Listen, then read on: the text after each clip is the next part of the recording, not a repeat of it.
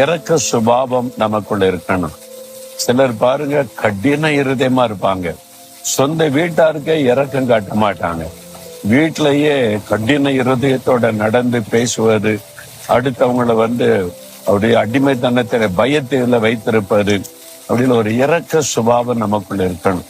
அதே மாதிரி வெளியில போகும்போது தர்மம் எடுக்கிற மக்களை பார்ப்போம், கஷ்டப்படுகிற மக்களை பார்ப்போம். அவங்களுக்கு இறங்கி நம்ம உதவி செய்யணும்.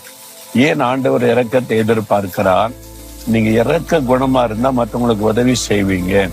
இயேசு கிறிஸ்து பாருங்களேன், இறக்க சுபாவம் உள்ளவர். அவர் பிச்சை எடுக்கிற மனிதன் கூப்பிட்ட போது கூட இறங்கி அவனுக்கு அற்புத சுகம் கொடுத்தார்.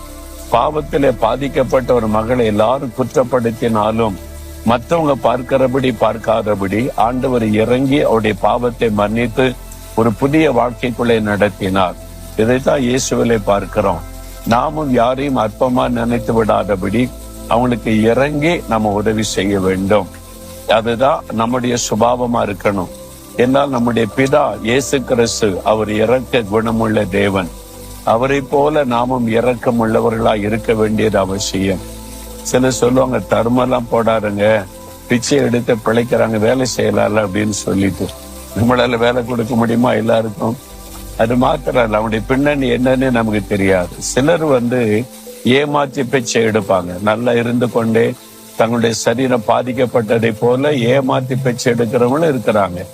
உண்மையா பாதிக்கப்பட்டு கைவிடப்பட்ட நிலைமையில உதவி செய்ய யாரும் இல்லாம சாப்பாட்டுக்கே வழி இல்லாம இருக்கிறவங்களும் இருக்காங்க.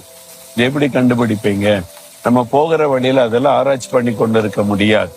தர்மம் எடுக்கிற ஒருத்தரை பார்க்கும்போது தாராளமாய் நீங்க தர்மம் செய்யுங்க, தான தர்மம் செய்யுங்கன்னு ஆண்டவர் சொல்லி இருக்கிறார். மற்றவங்க மேல ஒரு இறக்க குணம் இருந்தாதான் தான தர்மம் செய்கிற சுபாவம் இருக்கும். அதனால இயேசுவை போல நமக்குள்ள அந்த இறக்க குணம் இருக்கிறதற்கு நம்ம ஜெபிக்கணும்.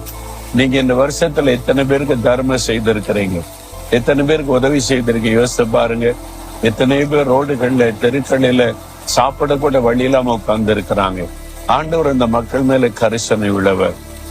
சில ஆண்டுகளுக்கு முன்னால் ஆண்டவர் சொன்னார், ரோட்டோரங்களில வீடு இல்லாம படுத்து கிடக்கிற மக்களை பார். அதுல வியாதிப்பட்டவங்க இருக்கிறாங்க, பலவீனப்பட்டவங்க இருக்கிறாங்க, அது மாதிரி சரீர உறுப்புகள் செயலற்றவங்க இருக்கிறாங்க. அவங்களால வேலை செய்ய முடியாது, குடும்பத்தால கைவிடப்பட்டுட்டாங்க. அவங்க எப்படி சாப்பிடுவாங்க? உணவில்லாம கஷ்டப்பட்டு வேதனையில் இருக்கிற மக்கள்.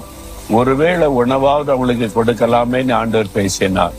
அந்த இறக்க குணத்தை ஆண்டவர் உண்டாக்கினதுனால இப்ப மதுரை, சென்னை, திருச்சி இதுல தினமும் ஒரு நாளைக்கு 15,000 பேர்